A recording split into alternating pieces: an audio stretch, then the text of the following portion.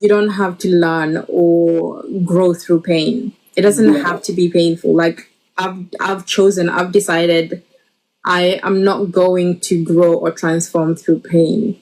If you really want to move in a way that is going to be beneficial for you in terms of your body, your health, your mind, and your money, is start to know who you are.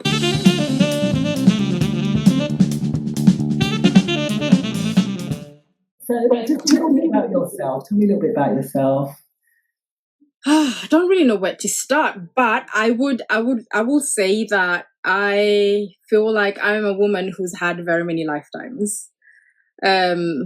I've literally moved through working in corporate, working in media, having my own business, starting, like, I had a dance studio, got sick, had to let that go. Then I went and joined media. So I started from the bottom. I had nothing, I had no idea. I had no knowledge on media. And I had just gone there to promote something that we were working on.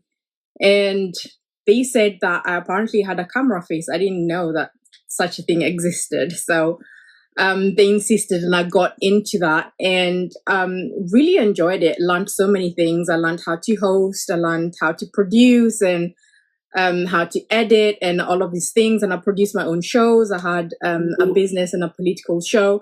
They wanted me to do lifestyle, but I was not interested in lifestyle. I just find it so, gossipy. There's enough tabloids in the UK, right? So I was more interested in things like make an impact. So that's where I majored. And at the same time, I had an organization that I had just started called Her Story Matters. And when you're in media, you see a lot of things, right? Because the normal person doesn't get to see the everyday. We get to see kind of like all the news that comes through that we're not even allowed to show. Like you have all of this news which is embargoed, and I was looking at all of these things, and I was in that space, and I'm thinking there's so many things that affect women, and I didn't know about, because it wasn't a reality. It wasn't my reality at the time. So I started to introduce those things within Our Story Matters. So we spend so much time advocating for women's rights, women empowerment, and when you're working with the media and you're working because of the insight I had, and I would say because of the favor as well, the organization grew so quickly, and we had so much access. We worked with governments, we worked with the UN, international organizations. And it gave me such insight with regards to what goes on behind the scenes when they talk about women empowerment, when they talk about the real figures, when they talk about being able to deal with issues. And so I was using that information and bringing it in Her Story Matters and seeing how I could personally, or we could collectively, create projects that would branch this, right? That would branch the need. And in doing that, we started working with communities in Africa, and so empowering the women in the communities in Africa. So just helping them to have financial literacy. They had small businesses, but they didn't know, like, they could save money, or they could increase their money. They could increase their businesses and grow their businesses. So this is where we came in and helped them get finance from local corporates. And on the other side, I found that in UK, there are so many women who have businesses, but they don't know how to access the funds to grow their businesses. So we worked with major institutions like the RBS, NatWest. We worked with all of these financial institutions to help women access funds and to be able to position their business, and to be able to have the know-how in how to be able to access the money, what would be needed, and how they would be able to grow their companies, or what they would need to do to be able to access the money to be able to grow their businesses. So I worked a lot in those areas, and it was predominantly, I was just, helping women. I'm like, you can do this. Let's grow. Let's do this. Right. And it was all, it was all fun and games and all of that. And at the same time, I was also in leadership position. I was working in ministry. well, it wasn't working, but it's more of, I would say it's a call.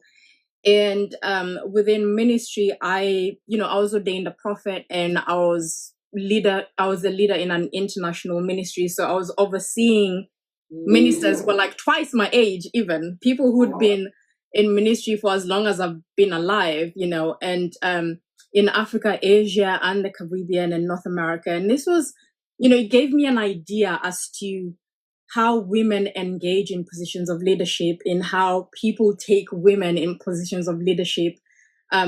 Because I've seen this in areas of politics, I've seen this in education, I've seen this in media, and I've been able to see this even in the spiritual arena, right? Because of the exposure that I had and the positions that I had. So just having all of this insight and having all of this know-how, I got to a point where I got burnout because I was doing things because I could do it, right? Yeah. And I come from a community where they tell you, if you have an opportunity, take it, become something, always growing, becoming, always just doing all of this stuff. And at some point I just got burnt out. And I remember sitting in this event, I was receiving an award, and I was just thinking, I just want to go home. I was not excited. Everyone else around me was excited. I was thinking, I just want to go home. Yeah. And my body just slowed down, and it was just like, this is it. I'm not doing this anymore. And took a step back, which was chaos because I was doing a lot, And even when I took a step back and I left ministry and I stopped doing all of that, and I was thinking, I just want to focus on myself. Like, I don't want to be so outward focused. I want to think about, what do I really want to do? Because there's so many things I'm doing. But, I was having an identity crisis because I had so many different hats, and who am I? And it was an amazing experience, just stepping back and kind of like trying to figure out and going through the whole process of becoming me and remembering who I am. And I went deeper into metaphysics and got away from the hamster wheel. I call it the hamster wheel because I was on it for like 15 years. Yeah. Like the car just gurgitating and going over and over it again, isn't it? Yeah. And you would think that even stepping away, I would have learned my lesson. I remember being on LinkedIn and I was headhunted for another position as well. It was Vice President of Innovations for an Africa Digital Chamber of Commerce. And I said yes, because it was something that I'd never done, and there's some times when personal development can also be that hamster wheel, because I was thinking, oh, this is a new challenge. I've never done this. And I love a challenge, right? So I went and I worked there, and I had so many amazing, I was the only woman in the executive team, and I was trying to bring in women, and it was quite challenging because you're dealing with big egos, right? You're dealing with, African men, right? Really big egos, but I was able to hold my own. And then it got to a point and I thought, this is not really what I want to do because, you just go to work and it's like a battle of egos. You're not really being able to do as much as you would love to do. Even though when I was there, we made so much impact. I brought in projects which dealt with STEM. We created jobs in Nigeria. We trained so many women, over 100,000 women in STEM. So they were able to, start their own jobs and stuff like that. So I was able, I was able to make the impact, but I was exhausted. It was kind of like an upward hill thing, and I just had enough. What's STEM for our listeners? What is STEM? Oh, so it's more of the sciences and technology and engineering and it's all of that tech-based stuff, which is so important. I feel like it's good for women to have access to those spaces. So it was very exciting for me. It was, it was also another area I'd never been in, in the tech space. And I got to meet so many different people, got to do amazing projects. And I loved it. But then my sister got sick, and I decided to take a step back. So I decided to focus on family and focus on myself as well.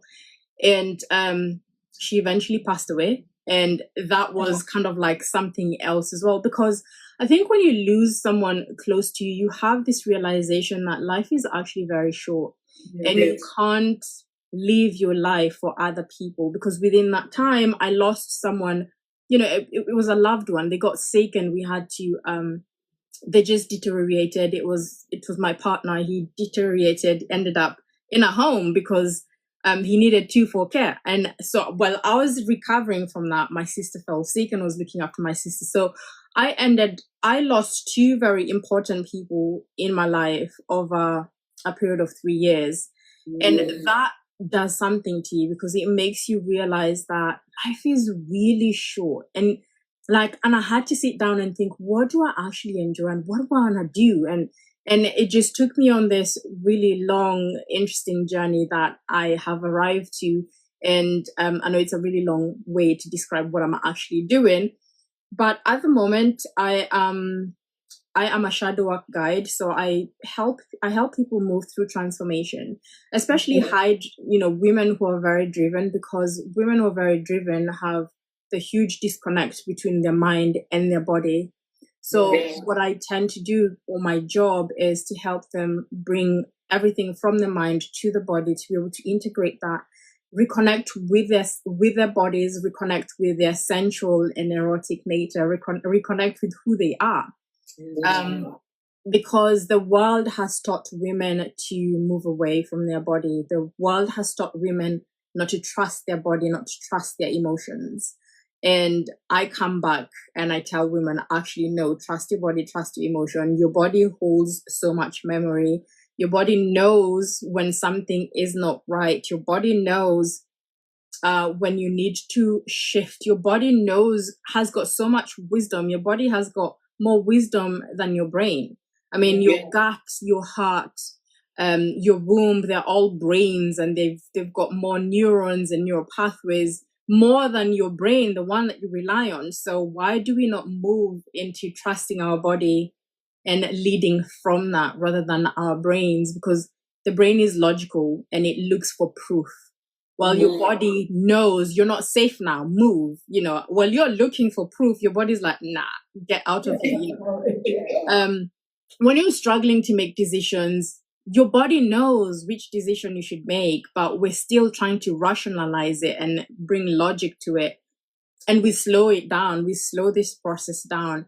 But I also discovered that whilst we're talking about that, the mind and how we've learned to just use it instead of trusting our bodies and trusting the wisdom that we have innately, what has happened is we have this disconnect between who we are as women, because being a woman is such a beautiful thing, so I bring people back into that. So I work with driven professionals who are more mind-based and driven, and because I know that world, I understand it, and I bring them back to their bodies. And it's so interesting that when we do that, they make more money, they find husbands or husbands find them. There's this softening that happens, you still have the same job, but you're softer and you're more feminine. And we talk about the soft life. We talk about, everyone's like, oh, soft life, but that is not really soft life. Soft life is not pastel colors. It's not makeup. It's not everything else. Pastel colors is you being in your feminine and having that wisdom and feeling safe, and your central nervous system being calm and peaceful. And it's all of those things that you can't dress up in Versace or Louis Vuitton. I'm sorry, you can't do that. You can't holiday your way into a calm nervous system. So natural feeling, though, isn't it? Like I'm always nature, because that's what I always say. Nature nurtures. I've said it for many years, but that's where you can become more at one, isn't it? Yeah. Would you say? Yeah. I mean, I know you said just now about you went around a long-winded way, but we all have to know where we started from, isn't it? Like, in you saying that, and where we actually, you probably would end up doing what you're doing now. Absolutely not. Right? Absolutely not. Absolutely not. I never knew that I would be talking to women about their sensual nature, about their sexuality, about their erotic nature. I never thought that that was actually a thing. I just thought, yeah, because I was thinking, that is stuff that you don't really talk about. But the crazy thing is, when I was in ministry, this is topics that I used to cover all the time. People would come to me and they'd be like, we're actually not having any intimate moments. Our relationship has gone down the hill. And they felt that I was very open and I would be able to speak about those topics and give wisdom. Because I'm just all about, I never hide these things. I've always just been like, what's so taboo about that? Everyone will have it at one point. That's how we were born. Right? And those are the things that we talk about, because if you're scared of your sensual nature, if you're scared of your softness, if you're scared of that, what people call erotic nature, they've made it into a dirty word. But that's actually, your erotic nature is just how you interact with life, and that's it. Because that's your essence, that's who you are. It's your life force, it's your aliveness, right? Life, right? Exactly. It's who you are, it's your creativity, it's all of these things, how you express yourself. And I didn't really, because of how I was and how I lived, I didn't know that there was such a friction around this, because I didn't experience it as much in the religious world either. It's something that I had the projections, but I didn't take it on that much, but I find women who are disconnected from that, they are struggling to make money. Okay.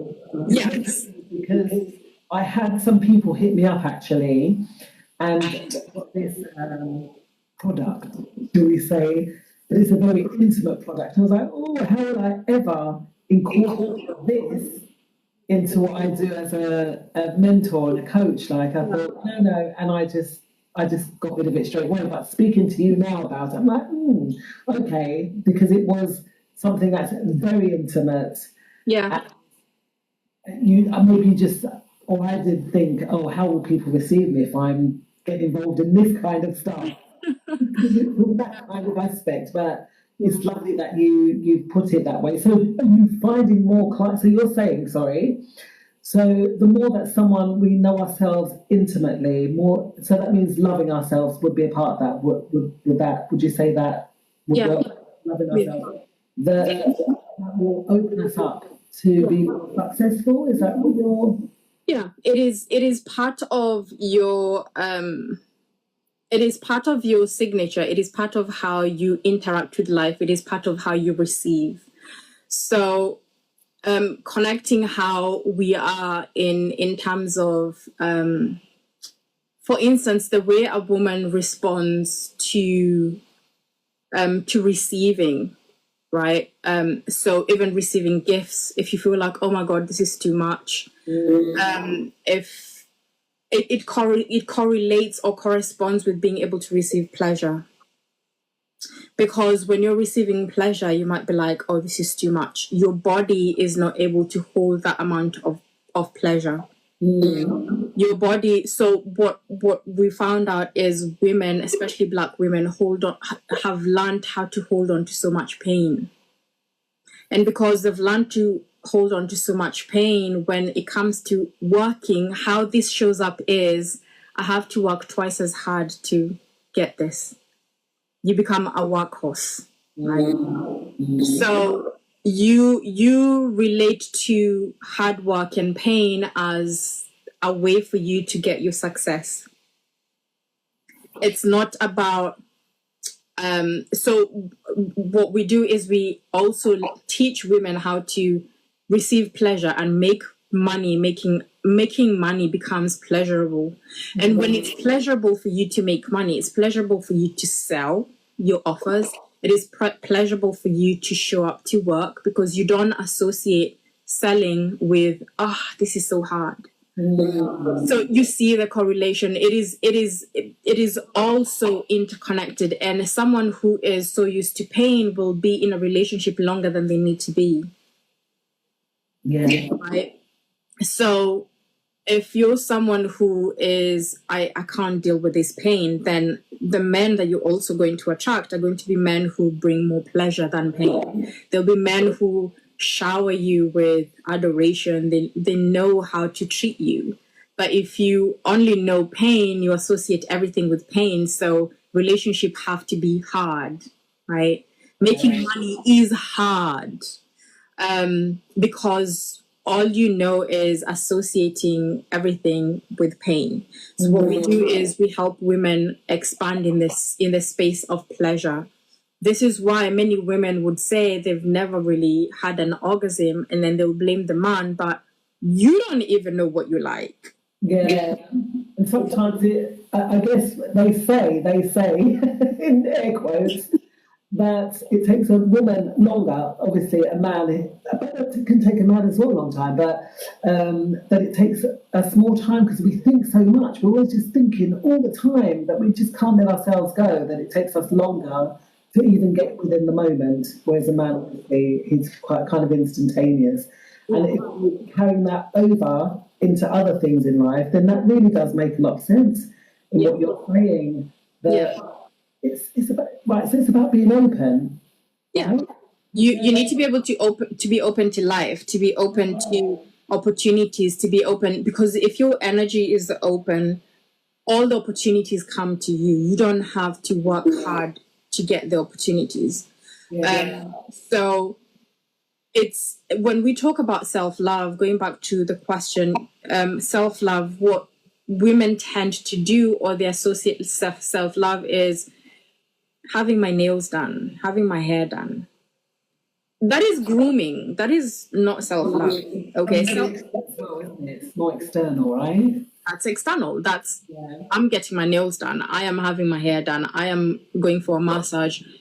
That is kind of like things that we do to ensure that we are functioning, right?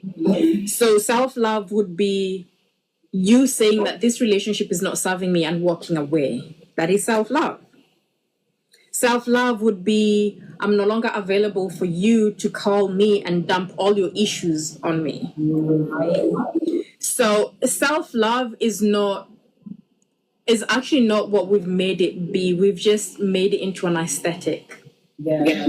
But it's as well, isn't it? Do you think that there's lots of buzzwords kind of floating around the world at the moment? Like, once you said that buzzword, that's the right thing to say. So you're in that zone, but it's a lot more, right? It's a lot more There's a lot more to that because you can have your nails done and your hair done, but you're still choosing the wrong relationship and you're working so hard for the money and you don't like what you're doing.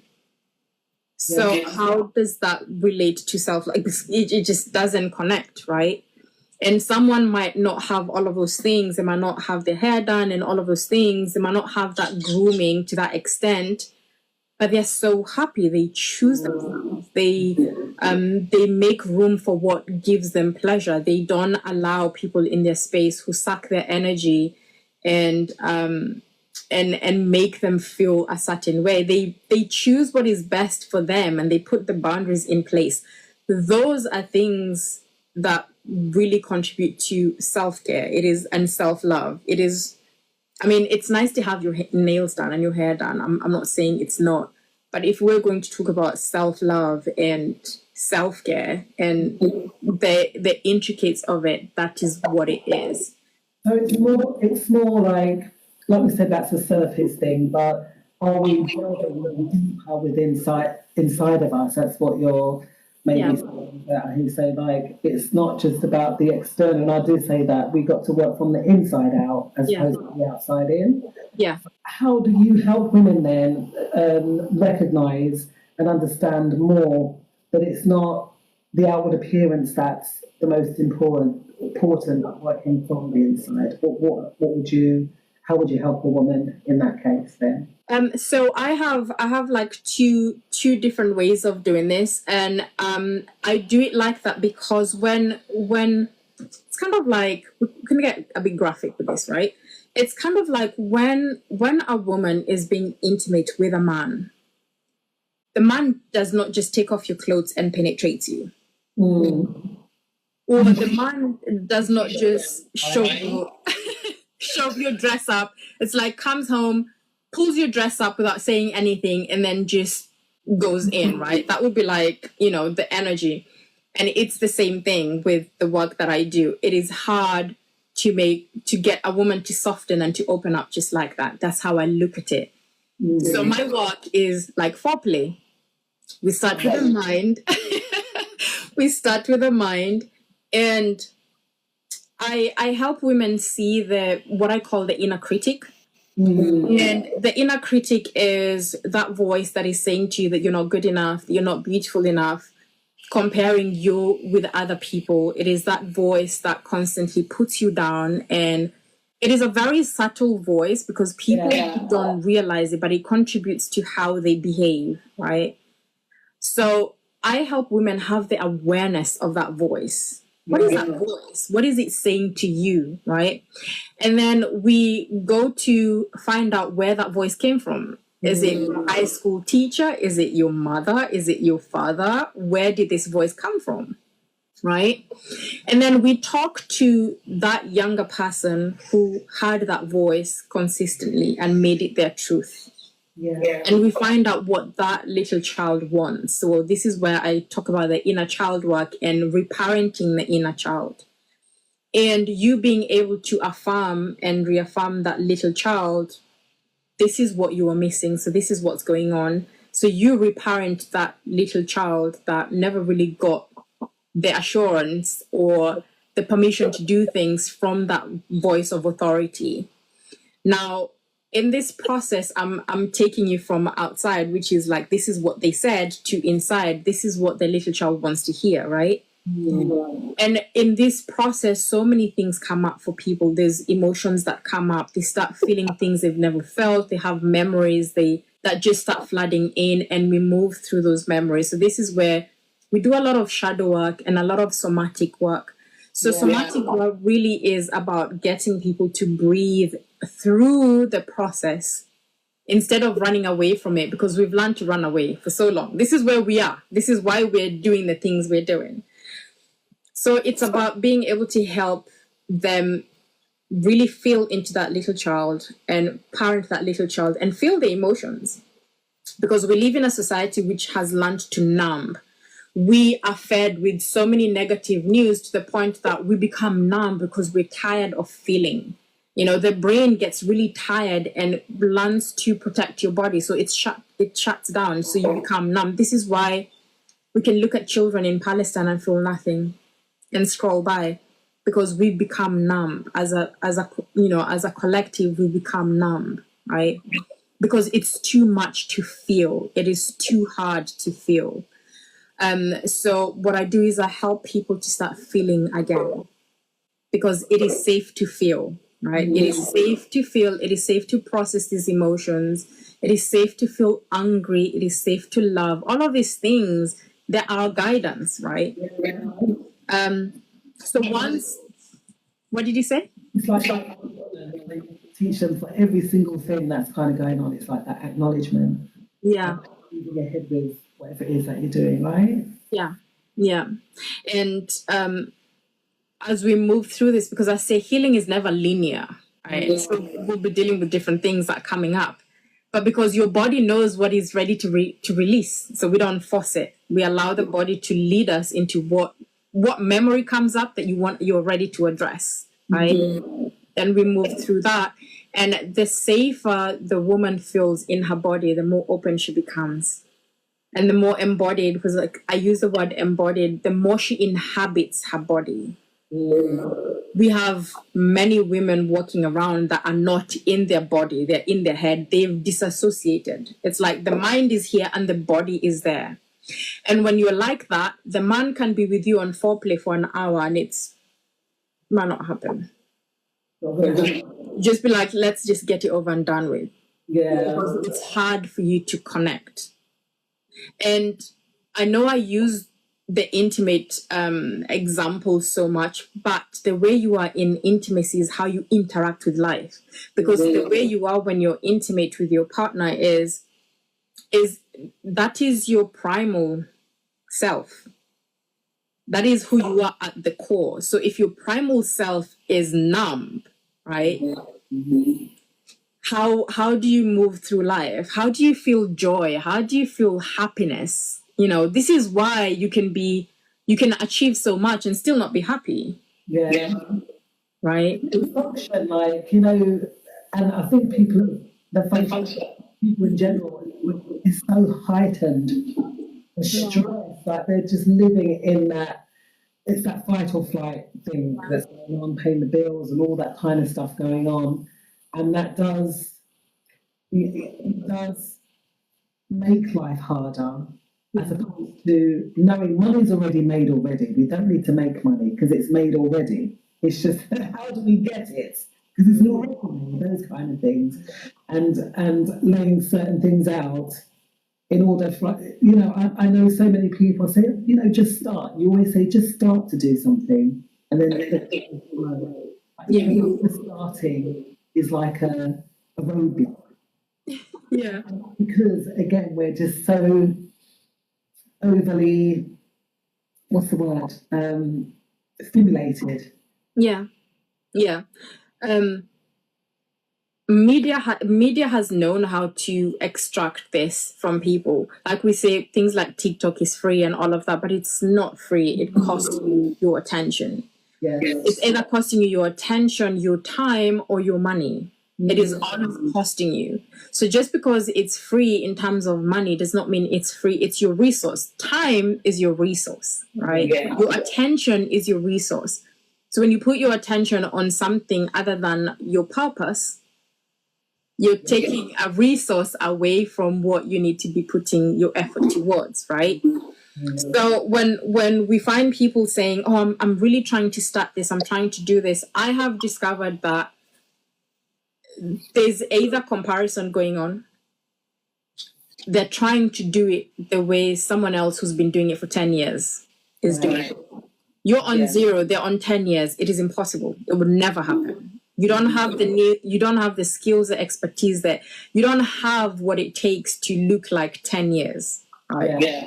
You have what it looks like to look at where you are at 0, and it's fine. We need to be okay with that, right? Because everyone started from somewhere. We need to be okay with that.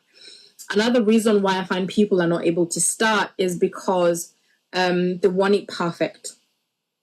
You can't perfect something that hasn't started. You're perfecting what? A concept? You can't perfect you perfect as you go, right?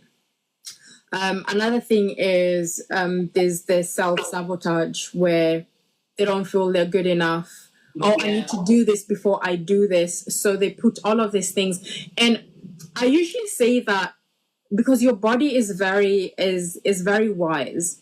For instance, someone who is trying to perfect it before they do it, the main issue is not that they're trying to perfect it. It's just that's how it's coming up. It's like when you have a migraine, the migraine is not the issue. It's something else, right? It could be your water intake, it could be a sinus issue.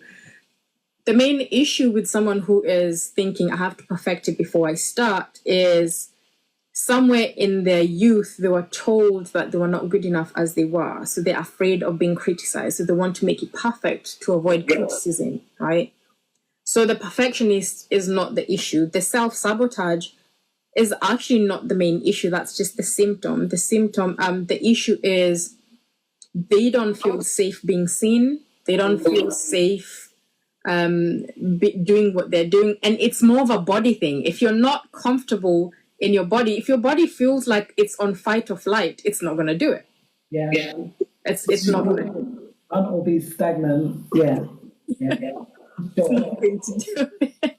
So someone was in that situation, because you say you start with women. Do you work with men at all, or is it primarily women that you work with? I primarily work with women. I do have male clients as well, but I'm tailoring this to women because I understand the women experience. Yeah. And that makes sense, doesn't it? That really does make sense. And like you said, there are so many women, so many of us out there.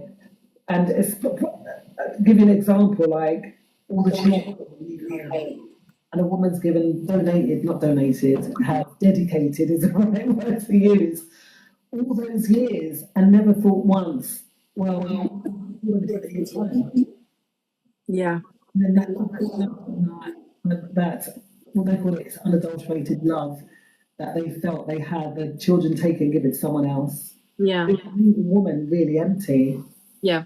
So do you work with women like that? That's, you know. I do. I find that, and this is a huge thing, right? Women have been told, so there's this thing I call it fragmentation.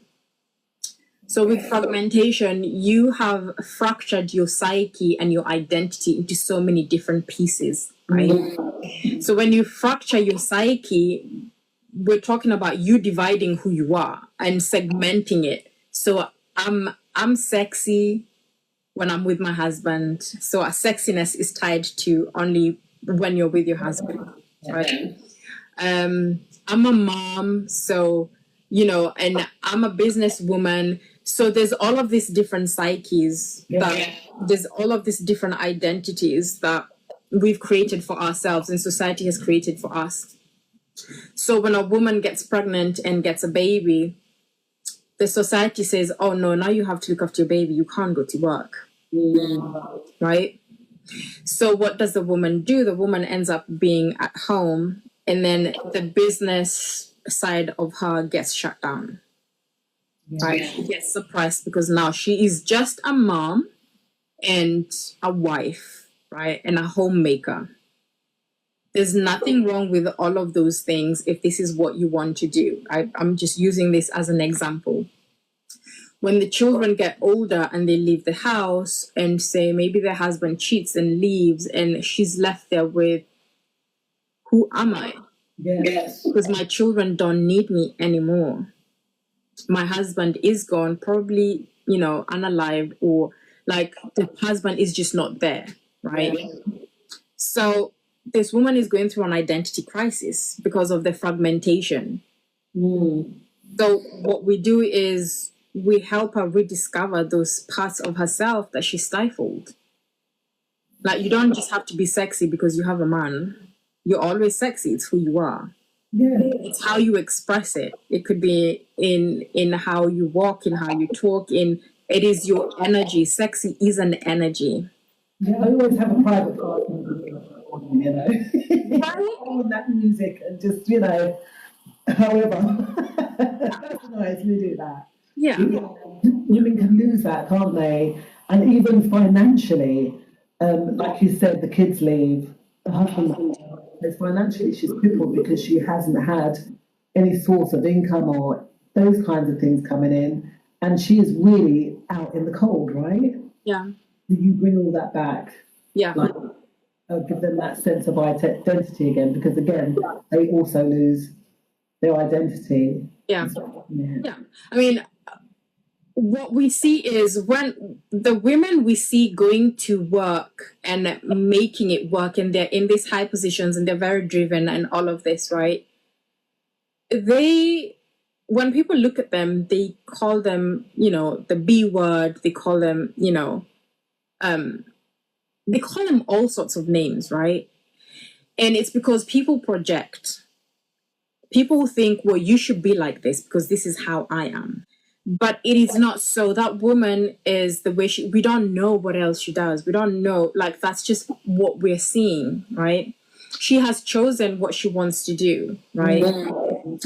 And usually it's not without a cost, because in every single thing that you decide to do, if you're not leading from your body, it's going to cost you as a woman. I always say this. And I had to backtrack because for years when I was doing Her Story Matters, I used to say to women, anything a man can do, a woman can do better. It is not true.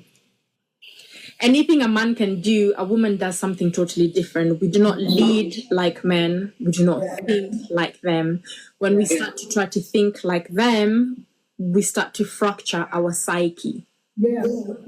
So for me, I always say, if you want to be in engineering, you have to do it differently. You have to look at how the field is and how you are and how you want to show up and integrate that. You don't have to be like the man. I always say, I actually don't want to do some of the things that they do. I really don't. I'm happy being like, I really don't. I'm good where I am, right? So when women try to do things like men, it becomes a problem. It's not competition, is it, really, when we think about it? It's not No. So I wonder why, because I always say to myself, well, when I went around, I really didn't have party to that. You know, the feminine ways, we can be open to suggestion, we can have our own opinions and things. But don't put all the eggs in one basket. Not every woman wants to be like that. No. And you are so correct, like, yeah. And men are stronger than us, we've got to accept. Yeah, and the way men do things, for instance, chemicals like cortisol and adrenaline. Yeah. In men, it actually pumps them up. They're more driven, right? They achieve more. So the more testosterone, adrenaline, cortisol they have, this is why we see men excelling in stressful situations. Yeah. But high cortisol and adrenaline in a woman, it breaks your body down. Problems, yeah. Right? So when I say that we do things differently, it's because our bodies are very different. Our sensitivity to certain things, certain chemicals produced by the body, it just interacts differently. So when men have so much adrenaline, they are pumped, they're happy. This is where they go and do stuff, right? They can work 10 hours a day, right? But women, we're not built like that. Yeah. We're not built. You can make yourself be like that, but you will run yourself to the ground. I have seen this happen over and over. Women have a different way of doing things. We have a different way of approaching leadership. We have a different way of approaching like the 9 to 5, because we're cyclical. We have our periods. Before you have your periods, your body is a different way. When you're having your period, it's different. After your period, it's different. This week, a woman will be so energetic. The following week, she can't be bothered. Yeah. And you as a woman need to learn to work around those cycles. You need to learn to work around that. This is why pushing and doing all of that, it does not work for women. And this is why I say that we're so different. How we make money is different. A man will make money like that. A woman will not make money like that. Yeah. Because you're built different. And this is where, so when it comes to things like entrepreneurship, when a woman finds, oh, I've got no money, I need to go and hustle. When I hear that word, oh my God, I don't like hustle. I just don't do hustle.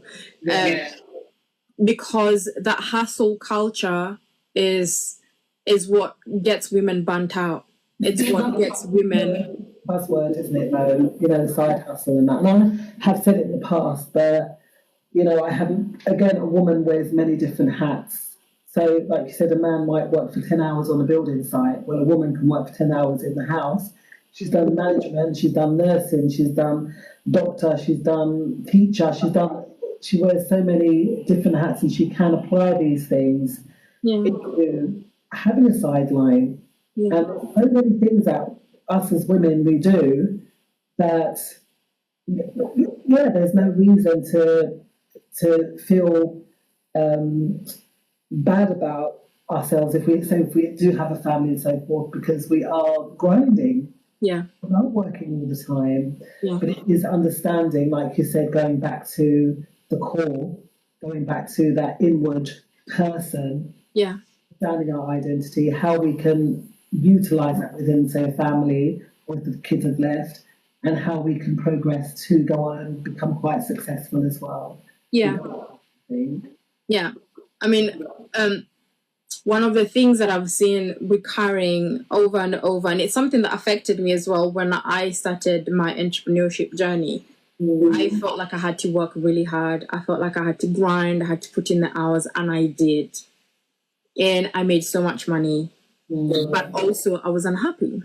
Yeah. And I never had time to enjoy it, And I think the only time I would probably enjoy it is when I was doing things like fitness, or like that was the only way I would, remember the way we used to be like, it was just like, that was gym culture, right? And it was the only way I got to enjoy that, because every other time was working. So I had to really make my priorities, be a certain way. But I learned so many things as well, because when it got to a point where when I had the burnout and everything, my body just gave up. And I had to relearn how to make money in a way that just really honors who I am and how I am. And also this thing about I see plaguing so many women, and I had it as well, is not feeling like we're good enough. And I feel like the only way that we're good enough is when we're producing. Now, when I'm doing something for you, then I'm proving I'm good enough. And the way it shows up in relationship is you overgive. The way it shows up in your workplace is you do so many long hours and you don't get compensated for it. The way it shows up in entrepreneurship is you're giving too much compared to what you're receiving, right? So it just shows up everywhere, and you're not going to make any money. You're not going to make any money because your belief is you have to work really hard to make that money. We're coming back to the pain and pleasure again. Because Black women have been taught that you have to be in pain to succeed. You have to work twice as hard. You have to endure a tough relationship. So everything has to be hard. When everything is hard, making money is going to be hard. Right? And your joy is going to be very limited because everything is hard. So joy is hard to access. Happiness is hard to access, All of that becomes so hard. And I'm sure you can remember, like, maybe your great grandparents or great grandmothers, like, their faces were always so hard, because everything was so hard. Everything had to be so difficult. Like, they had really challenging, difficult lives, right? And the hearts became harder, didn't they? Yeah. Yeah. But, I feel like I see it. I do see it in women sometimes, just that horse that it's in the and, and it comes out as well in the attitude. Yeah. Well, when we don't have to be like that, we really don't. And the cruelty sometimes as well, it's not necessary to be that way. So how do you then, as a business owner, what would you say to young women that are maybe want to follow in your footsteps? What kind of things would you say in that? What, the past me or the me now? Because the past me, whew. whatever. I feel like the past me was necessary for where I am because of the lessons and what I can teach others. But I also believe that you don't have to learn or grow through pain. It doesn't have to be painful. Like, I've decided I am not going to grow or transform through pain. I've changed that. I'm not doing that anymore. If it's painful, I don't want it. I don't avail myself to that. I'm only availing myself to pleasure. I've had enough pain in my lifetime, right? So the best place I would say is start focusing on who you are. Who are you? Like, what do you enjoy doing? And it's quite difficult to focus on this at the beginning because you'd be surprised by how many things you want, not because you actually want it, but because you've seen it being advertised. Yeah. Like, you don't actually want it, And this is why when you get that thing, it doesn't hold the same value. It just becomes another thing you own and you want something else, right? So I say that if you if you really want to move in a way that is going to be beneficial for you in terms of your body, your health, your mind, and your money, is start to know who you are and then lead from who you are, not what is expected of you. Because everyone runs business in a different way that works for them. I remember years ago, I used to hear people saying what I'm saying now, and I'd be like, yeah, but what do I need to do though? I'm like, yeah, I hear you, but what do I need to do? What is the secret? Right? Really? No, the secret is just go within yourself. Spend time with yourself. Like, I would say, take a day out where you don't go online or anything. Just observe your thoughts, write everything down. You'll be so surprised at what is running in your mind. It is huge. Or like practical things. Every day you wake up in the morning, instead of reaching for your phone, spend half an hour lying in bed and just see what comes in your mind. Yeah. Yeah, I have an exercise like that they have give yourself 17 seconds, second intervals, and just take in the time as well to listen to what's going on outside, your thoughts, all that kind of stuff. Yeah. When you're saying about work out who you are, there's another exercise that I actually do. It's like, no, I am a mother, because that's not who you are, that's the role that you do. You're playing, yeah. Take away all that stuff and then find out the qualities that are within you, because I've done that exercise with women as well. Yeah. They find it extremely difficult to even say even one good thing about themselves. Yeah. Have you had that where they can't even find out one good thing to say about themselves? Yeah. That's theory, right? Because of that, like young women that we're raising. It's I would say it stems from outward focus. Like, women have been taught, when you dress like this, you attract this, right? So everything we think and the decisions we make is always outward focused. It is not inward focused, right? To what you want to wear, like what will people think? What is trending now? Where do I go? What is trending right now? What will people think? Women have been trained to be outward focused from the time they were very young, right? Look around you, who needs help? Be kind to your neighbor.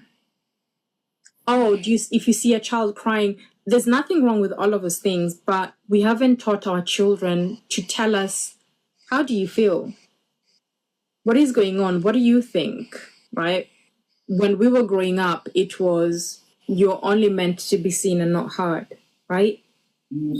So we grew up knowing that what we say does not matter, is not valuable, which means we are not valuable unless we are doing something of value. What's that, like washing the dishes? Yeah. So you're not valuable because you exist.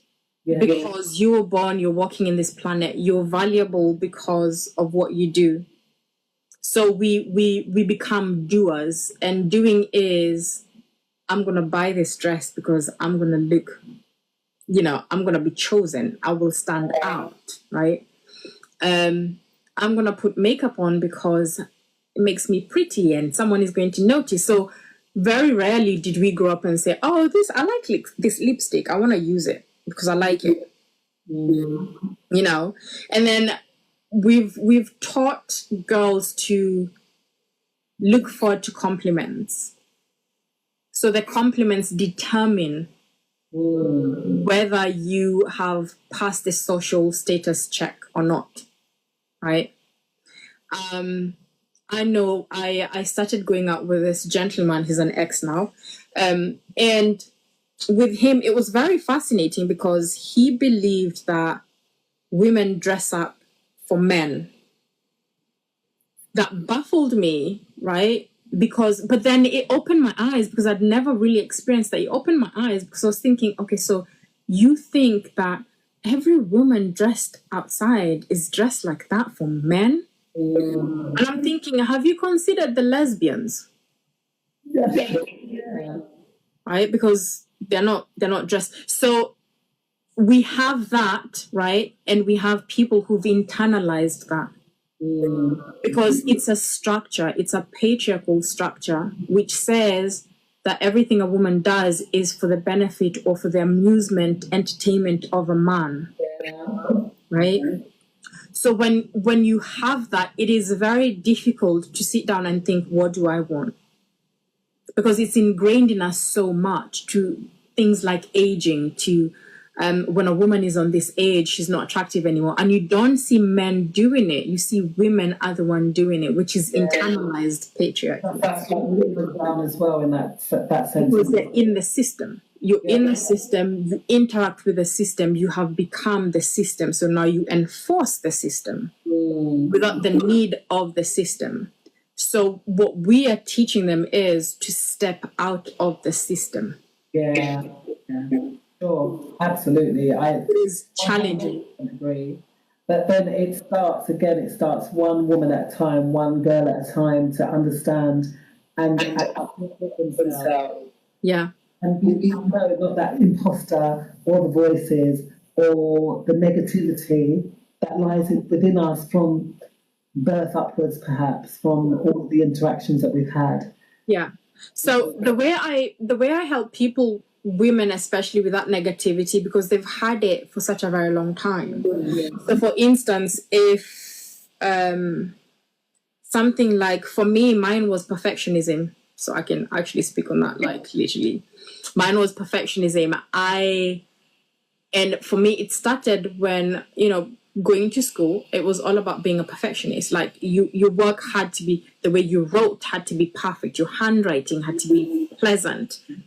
You got good grades, you got rewarded for that. You got bad grades, you were ashamed for that. So it was all about, I don't want to be ashamed, right? We were running away from shame. And then there's a lot of competition, which brings about comparison. Oh, she came number one. Why did you not come number one? So we had all of these things growing up. And for me, perfectionism, I still have that perfectionism. It's I've had 40 something years of living this. It's not like I'm going to silence it like that. It's part of me, right? So instead of trying to silence it, the way I do it now is because I've worked with my inner child a lot. My inner child is the rebellious, creative, does not color in between the lines. She is chaos, and I love her for that, right? So the way I look at it is, I let chaos, my inner child, come and lead and create without abandon. And then my perfectionism comes and cleans up the mess. Okay. Yeah. So this is how I help women reframe it, because you're never going to be able to get rid of that voice. The only thing you can do is change your relationship with that voice. Yeah. And now because of the work I've done, now I listen to my inner perfectionist in a way that it's not holding me back. So when she shows up, I'm like, okay, what do we need to perfect? And she will show me like, oh, we need to clean this up, and then we do it. But she does not get to lead. Yes, yeah. She does not get to lead. She still has a part to play in my life, and I appreciate her for it. But she doesn't get to lead. My inner child gets to lead, because my inner child knows best. It's almost like a restoration, a reframing. Yeah. And yeah, there's a lot more to do, right, Rhoda? It's a lifetime. Yeah, but the beauty of it is, once you start doing something, it starts to shift in so many different areas in your life without you knowing. Yeah. Right? Because me having that perfectionist nature always made me go like, no, we have to make it perfect before we do it. And I'd have so many different ideas and never really do them. So what I did is I scraped all of those ideas, and I thought, okay, we're not going to have energy that is not flowing. There is no need, right? So we're starting from scratch, and we're letting this inner rebellious me teach us how she wants to do things, right? And then this other person comes in, my perfectionist comes in and cleans up and does all of this. So it makes life easier, right? It makes life more fun for me and easier because I love having, you know, those erratic moments. I love having those wild moments. And I allow myself to have those. But I find women, especially the women I work with, and actually Black women, we're so composed, you know? We're so professional and composed. You should say that because I am the opposite. Like, and we just very party with the radio station, and Black people, we like to dance on the outside of the dance floor. I would just go in the middle. I literally did it. I went in the middle of the dance floor. I put my bag on the floor, you know, and started dancing. And the guy, yeah. My husband was like, oh no, he ran off in the opposite direction. The guy was on the mic, what are you doing? Get back there, you know, because I don't care. Because I don't know if it's over time. And maybe women are self-conscious as well. I mean, I'm going through. I've been through so much last year. I wasn't allowed to dance. I couldn't dance or anything, and now I'm getting my legs back, making them. Yeah. You know? And we're just very reserved and self-conscious. There's a lot of work to do, Rhoda. I always say I am so happy and glad that I grew up in Kenya because we didn't have like everyone is African. You know, there's no you need to behave like this. It was just like when you want to have fun. And I grew up with the most amazing group of people who was so much fun, had so much fun. So I still have that. It's when I came to UK that I felt like, okay, people are a bit different. Like, you know, when you laugh inappropriately and everyone is like, don't do that. And I tried to leave that way. It didn't work for me. You know, when I was in those professional spaces, I still brought in my personality in some ways. But I find that there's a very rigid, you know, rigid way of life, like very stoic and very put together. And, you know, we can probably talk about that another time because it has to do with colonialism and suppressing the numbness. You know, when you know what your forefathers did, it's hard to feel into that emotion. So you numb yourself. And now we have the numbing culture that is around. So they don't have the joy of life. So they have a different, because I deal with them as well sometimes. They come to me for my sessions. So they also have their own challenges, right? They don't allow the life to flow in them. Whilst for us, it's we're too loud, we're too much. You need to shut it down, right? So it's like different ends of the spectrum, but we are all trying to express ourselves, especially as women, but we are not, you know, we are not. And we let it out every so often. We might let a little bit of ourselves out. It means that we're not really being true to ourselves, and I'd say in that sense, isn't it?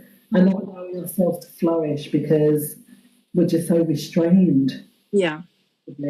And so obviously working on the fact of not being restrained, but trying to open up a person. How long do you think that takes? Like, is it on an individual level? Do you work with groups or?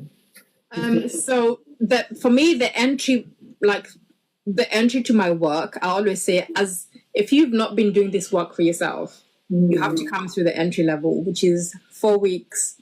But I guarantee you, after 4 weeks, I'm currently running a program and we finish it tomorrow for the 4 weeks. And the women were saying, oh my God, I can't believe what you can achieve in 4 weeks. And I'm like, yeah, I know, right? Because you're focusing, you come in on week 1, I'm giving you, this is what's going on. And we simplify everything because there's no need in complicating it, right? Yeah. We simplify everything. And then they have their own homework and journaling and feedback. So they go and they look at it and they're like, oh my God, this is what's going on. Then they come back. So in the week, we have a group where they get to share their reflections. They get to share what is coming up for them. And when they do, other women can identify with it. And these women are from different parts of the world. I've got women in the US, I've got women in Africa, I've got women in UK. And they're all saying, how come we think the same way and we're in different communities? I'm like, baby, this is universal consciousness. Okay? This is what we're dealing with. And because they're able to share that and they're able to give their own reflections, and I come in and I kind of like give them clarity. Okay, this is what's going on. The following week they come. So there's tools that they have So what happens is once you have the awareness and you have the tools in knowing how to really navigate, that's the biggest thing you need. That's the biggest thing you need. So it seems like it's really impossible, but it's not. Once you have the awareness and the tools, the work begins. So the first level of work with me is the 4 weeks. We move from the inner critic to your inner authority. We let your body start leading you. You become aware of your physical sensations and all of these things. And then for those who want to go deeper with me, we go for, year long, 6 months, 3 months, because it is a lot. When you start to unravel, you realize that there's so much for you. There's so much possibilities. So it doesn't become, oh my God, I have to deal with this. It becomes, oh my God, there's this possibility. I can experience this. And this is what drives them. And this is why I say I'm not available for pain anymore. I'm only available for pleasure, because I'm like, oh, this can happen. Oh my God, I want this. I want this experience more and more. And that's the work that we do, because the reason why it goes like straight to the core and it just begins to undo. I've got a woman who's had a coach for the longest time. She hasn't had the breakthroughs. She's having the breakthrough like from session 1, right? It's because I don't just look at the mind. Yeah. Because I've also studied, I've been trained in NLP. So yeah. So we don't just look at the mind. We go beyond the mind. Shadow work is more of the hidden stuff. We look at the hidden stuff, right? So we look at the mind. And then I'm bringing in the somatics. Okay, so these emotions are coming up. You're feeling like you're shaking. You're feeling cold. You're feeling, this is sensation. Let it move through. And I teach them how to ground it, how to orient themselves, and how to be present. And what I find is when we're overwhelmed and we start shaking and when we are in that place and we don't know what's going on, we panic. Women tend to panic and they think there's something wrong, and then they shut down.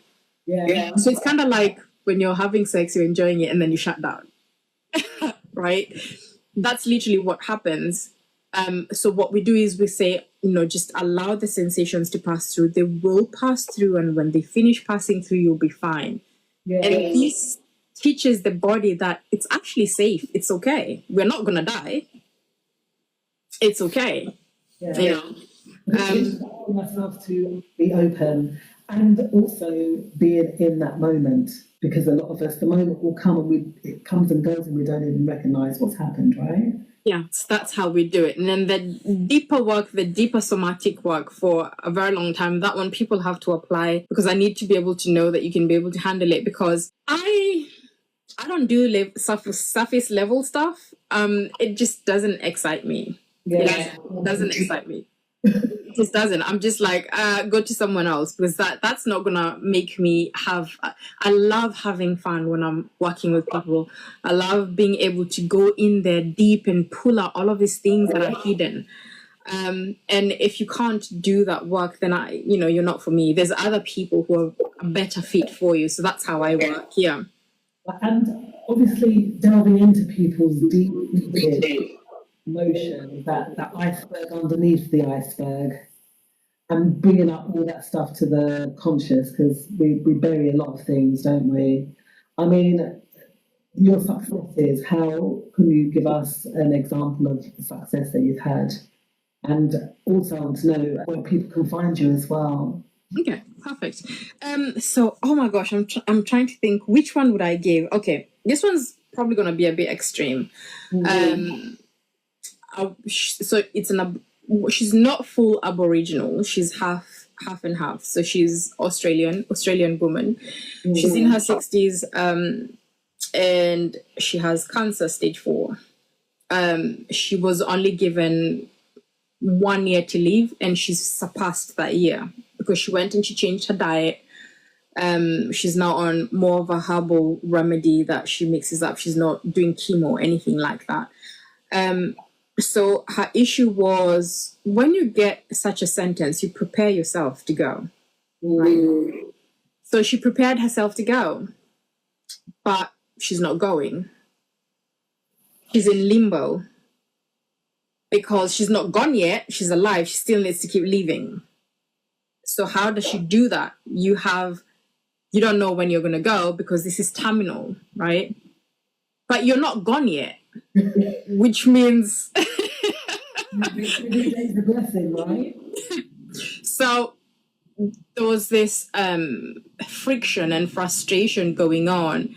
And she was saying, well, I want to do stuff, but I don't know how to do stuff because I don't know if I'm going to be able to be around to finish stuff. So what is the point even of doing stuff, right? And her life was on hold. So with her, it was very unconventional. I am very unconventional how I work. I have to say this. I always say this to people before they sign up because, listen, we're just not going to, your problems are not conventional. This is why you're coming here, right? And her issue was she has done all of those modalities. She knows about NLP. She knows about shamanic journeying. She knows all of those things. She knows everything. She wants to heal her body, but she's having a hard time healing her body. Now, this is where my spiritual gifts came in, because I looked at her and I said to her, well, the issue is because your mind and your body are disconnected. This is like two different things. You're not feeling. So you want to heal your body, but you're not connected to your body. How are you going to heal it? Because we've heard of stories like people like Joe Dispenza, right? They've healed their bodies and everything. It is possible, right? So she's struggling. She wants to heal her body. She knows she can, and I believe that she can, right? But she's struggling with it. So I just went straight for it and I say to her, listen, you're trying to heal your body, but you have the disconnect. I took her through a meditation. Yeah. And in that meditation, she got to meet her spiritual guides. She met her spiritual guides. And I actually saw the vision and I was describing to her what I was seeing and everything. So when she came out of it, the meditation really was to get her back into her body, because she had not felt her body for the longest time. And quite rightly so. She has cancer. Her mom had cancer when she was pregnant with her. Her dog, her cat died of cancer. Her uncle died of cancer. Her colleague died of cancer. Hello. Like, cancer everywhere, right? But there's a deeper story to that and I will get into it. So we got her to reconnect with the body. And she was just crying because she was saying that I can't remember the last time I actually felt myself. And she started to say that, she loves her husband. They've been together for a long time, but she doesn't really love her husband. It's intellectual. Yeah. It's not a body, I really love you, right? So you see the disconnect, right? And in that meditation, when she came out, she said, oh my goodness, this is what I saw. And it was the same thing I was describing, but it was more of she was being given a feather because of her lineage, the Aboriginal, the feather, right? And they're very shamanic in a sense. And I saw something else that she was being given, which was a book and a pen, and she was told to write. So I said to her, well, I did see a book and a pen, and you're supposed to write. And she said, well, she started to write a book, and then she stopped. And the book, I'm getting shivers, is about body wisdom, is about healing herself, it's about all of those things, but she stopped writing it when she got the diagnosis for cancer. So she started getting excited. She was like, I'm going to start writing the book again. But that was not the end of it. I did say to her that the thing that you're carrying, this cancer, it's not just to do with you. This is a generational thing you're breaking. Her mom was pregnant with her with cancer in the womb. Her brother, cousin, uncles, everyone is dying of cancer around her. Why is she the only one still around if it's not something she's supposed to break? Yeah. You're right? So this is another area that I work in as well. I work with women to break into generational patterns and cycles in their families, because all of it is in the womb. Yeah, isn't it? Yeah. So if you cannot get back into your body, how are you going to be able to reconnect with your womb and heal your lineage and be able to bring all of these things that you want to bring? We talk about breaking generational patterns, but it's more than just praying, It is doing. Yeah.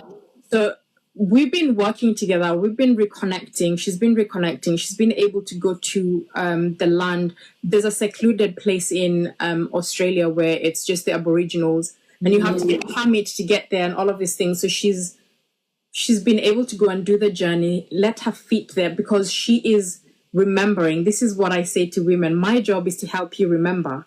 Yeah. That's all I do. I help you remember who you are and come back to yourself. So all the details are not important. It is just, you just know I'm here to help you remember who you are and help you get back to yourself. That's all it is. That's all I do, right? The details don't really matter as long as you get the results.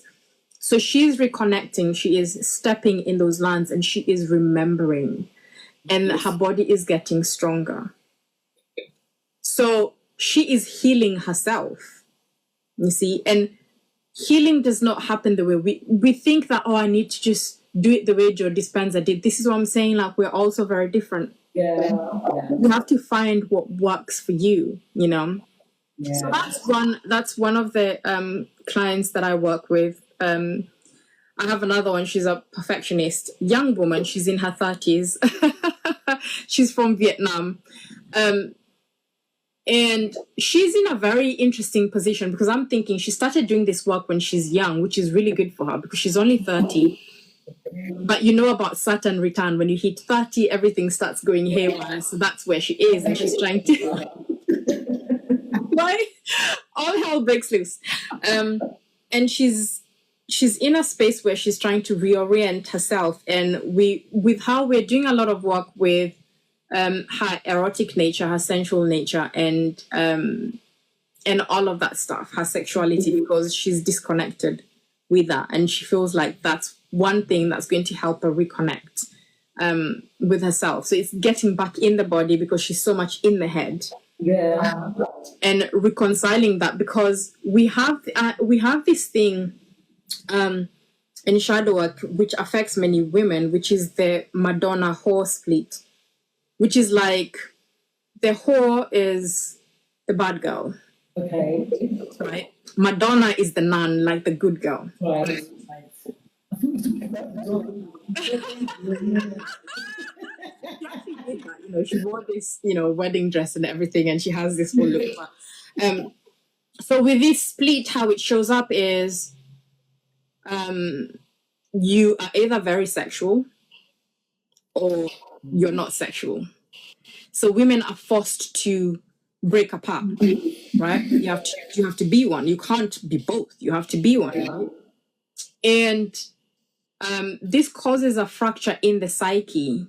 And this is how you find sometimes men will be like a lady in the streets and a freak in the bed. We always repeat this, but it causes a fracture in women because so you can only be a freak in this place, but the energy of that freak is the energy that you need to be able to. So this is why I say, like, my work is not for everyone. It is unconventional because we are unconventional. We don't have a pattern.